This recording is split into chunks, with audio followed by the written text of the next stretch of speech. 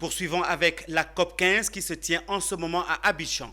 La COP15 s'est ouverte le 9 mai dernier à Abidjan et referme ses portes le 20 mai prochain.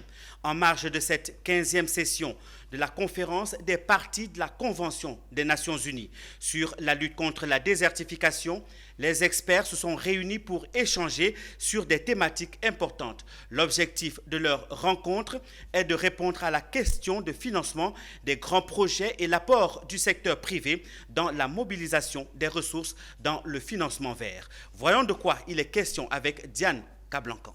Débuté le 9 mai 2022, les activités de la 15e session de la conférence des parties de la Convention des Nations Unies sur la lutte contre la désertification COP15 se poursuivent. Ce mardi 8 mai 2022, à l'initiative du ministère ivoirien du Commerce, de l'Industrie et de la Promotion des PME, des experts se sont retrouvés autour d'une table dénommée COP15 Abidjan Business Forum pour trouver des solutions sur des stratégies de mobilisation de la finance verte par le développement économique de la Côte d'Ivoire.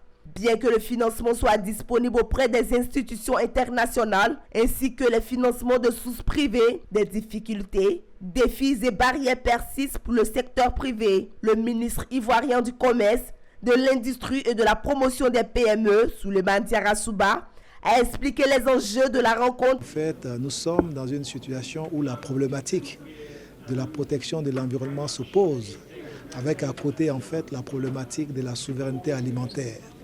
Comment est-ce que allier les deux défis à l'effet que le secteur privé puisse jouer son rôle?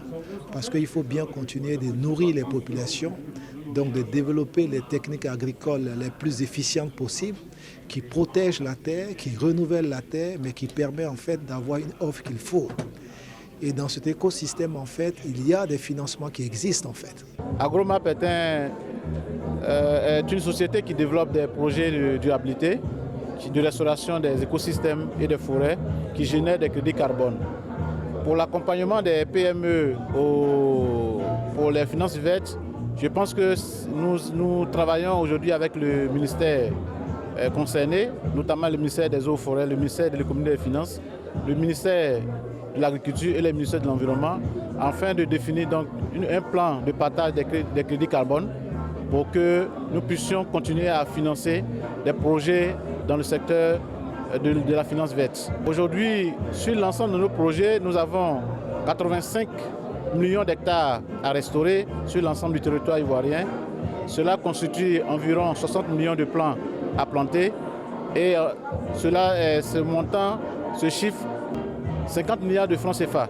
Et si ces montants sont décaissés, cela constituera donc des économies et créera des emplois pour les jeunes en Côte d'Ivoire.